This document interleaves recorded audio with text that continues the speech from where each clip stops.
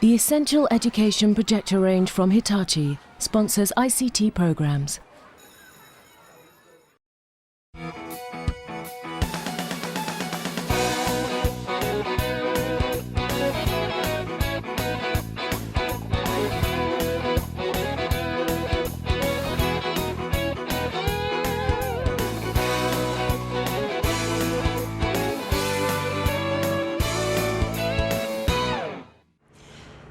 And welcome to the Buyer's Guide. Not spending wildly, but wisely. Today we're looking at digital cameras. Now, if you think that going digital has got something to do with the 24-hour clock, then this is the program for you. A digital camera doesn't use film. It transforms images into electronic data. You can see the captured shot immediately, and if you don't like the shot, you can instantly erase it and start again. From shooting to printing takes only minutes, and some digital cameras allow you to shoot videos and record sound. Generally, the more expensive the camera, the higher the image quality and the number of features. But there's no point in paying for features that you don't need. So let's find out the choices that two schools made and why. Later, we'll be visiting secondary school Cardinal Wiseman. But first we're going to Stockwell Primary in southwest London. Stockwell Primary is a well-resourced two-form entry school with whiteboards, ICT suites, laptops for children and IT lessons for parents. Ray Barker, director of the British Educational Suppliers Association, went to find out more about their digital cameras.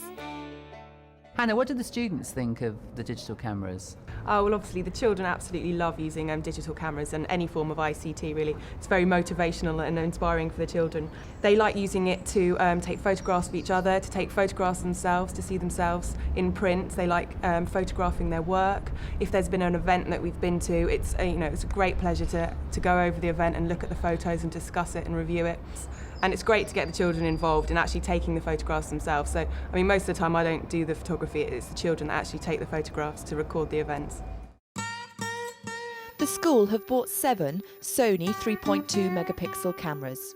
One of the best benefits of this camera is the fact that it's user-friendly and durable. It's very straightforward, simple power button to turn it on. You have the zoom feature, very straightforward to just zoom in and zoom out.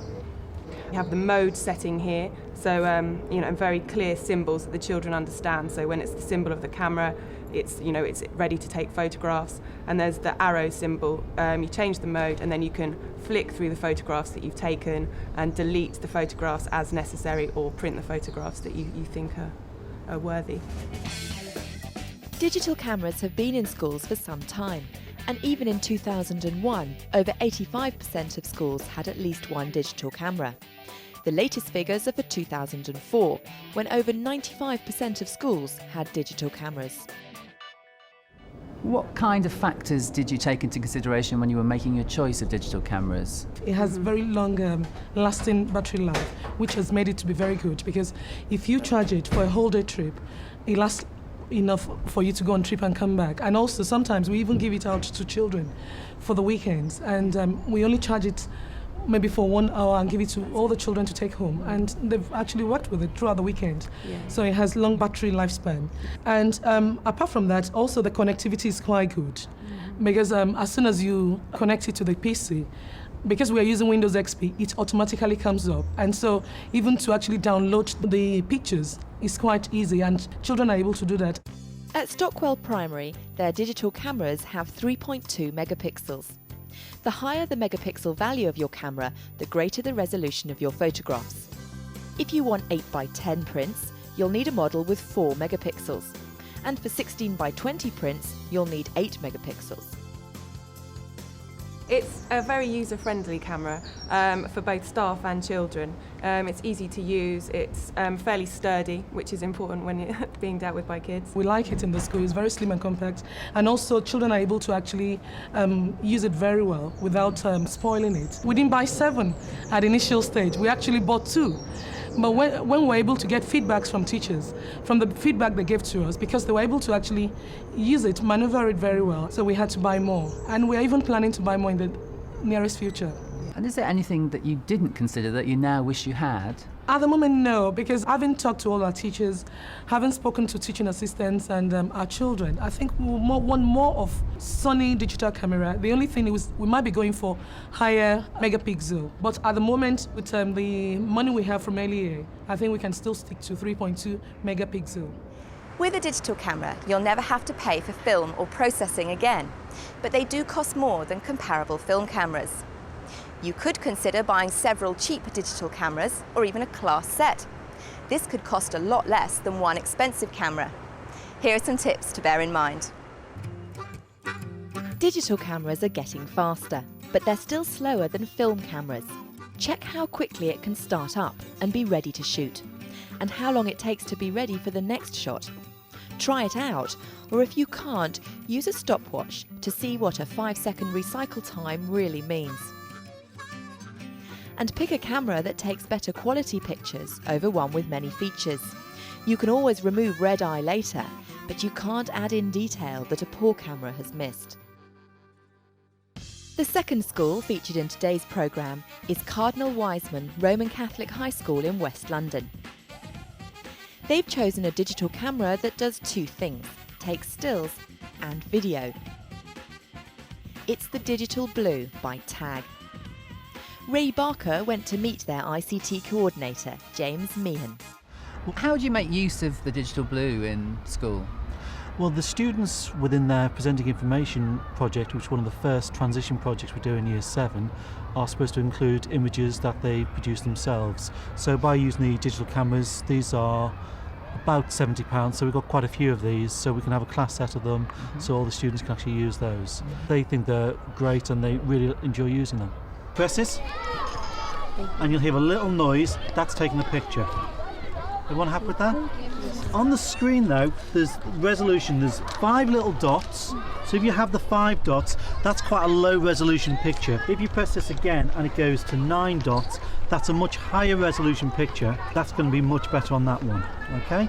There's 9 cameras there, so it's going to be about 3 per group. So, camera person to take a camera.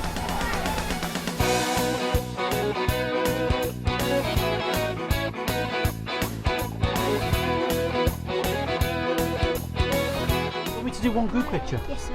And then you've got a group one. Right, so do make sure you've got at least single pictures as well. The Digital Blue is really good for the students to use. It's quite low resolution, which for the network manager is wonderful because they can take a few of these pictures, put it on their area, and it's not going to make the file server fall over. Right. So with having almost 1,700 students, they can all take a few of those pictures. It's not too much of a problem. The Digital Blue is also very popular in primary schools because it's easy to use for young children with small hands. When buying a digital camera, look at how many buttons there are. Are they easy to access and press? Also, check out the instructions. Look for a camera with a pocket-sized manual instead of one on CD-ROM. It's easier to use when you're out and about.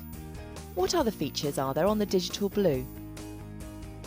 The Digital Blue comes with a very nice suite of software that you can edit videos, you can make your own videos, you can add animation to it.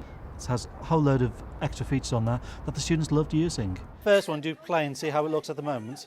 This one here? The one on the left, the first one on the left, that one, yeah. Yeah.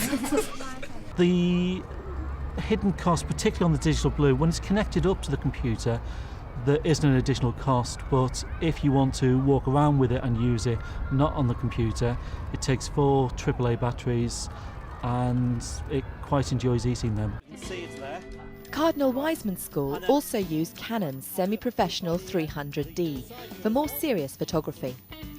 Digital SLRs have the best image quality of any of the digital cameras and are similar to a 35mm camera. It's not so child-friendly, but it has 6 megapixels. Excellent, that's good, that. When we're doing some more serious photography, so when the students are doing in Year 13 a multimedia project and they have to have more accurate images and more control of their images, then we'll actually use something like the Canon, which gives a much higher resolution image. The Canon stores photos on a removable memory card. Cards can have capacities of anywhere between 34 megabytes and 1 gigabyte. On the Canon itself, it's got a lot of far more advanced features. So on the top of the Canon, we have the normal automatic.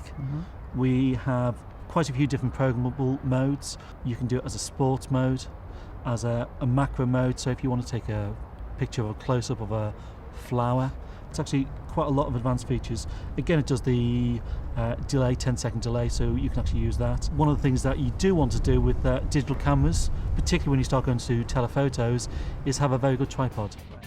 The difference in picture quality between the Digital Blue and Canon is quite obvious, but they've been purchased for very different uses. So does James Meehan feel he's made the right choice? We were quite fortunate on getting the cameras because we were knowledgeable enough to actually get the right sort of cameras at the beginning, so I'd go for the same sort of thing. However, because the cost difference, when you're spending about £70 on one of these, you can get maybe a class set. When these are nearer to £800-900, you're not going to buy very many of these.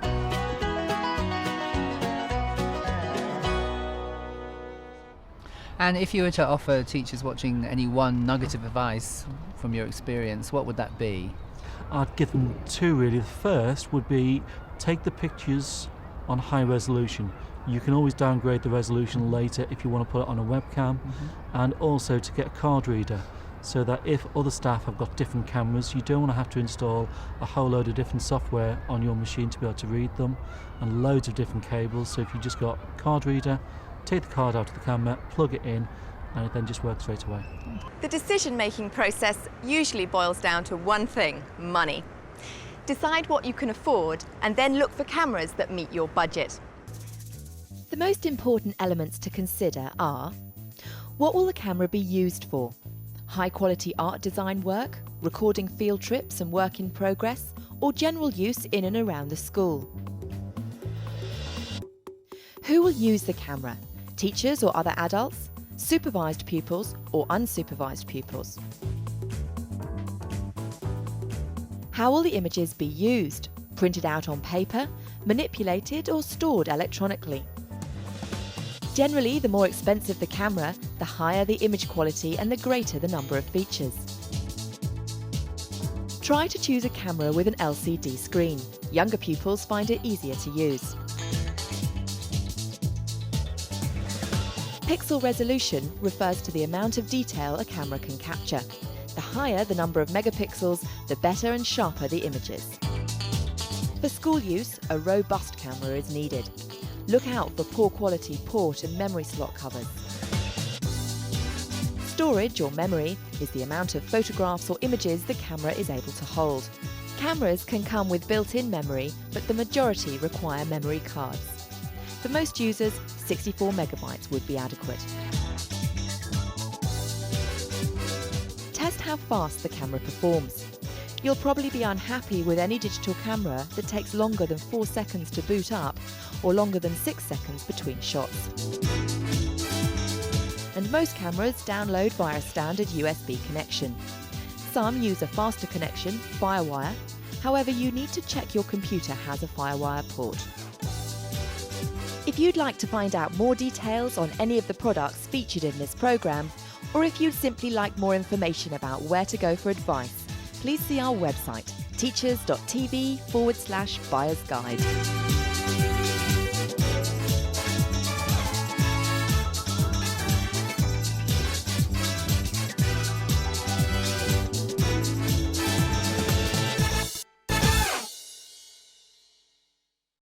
Essential education projectors from Hitachi sponsor ICT programs.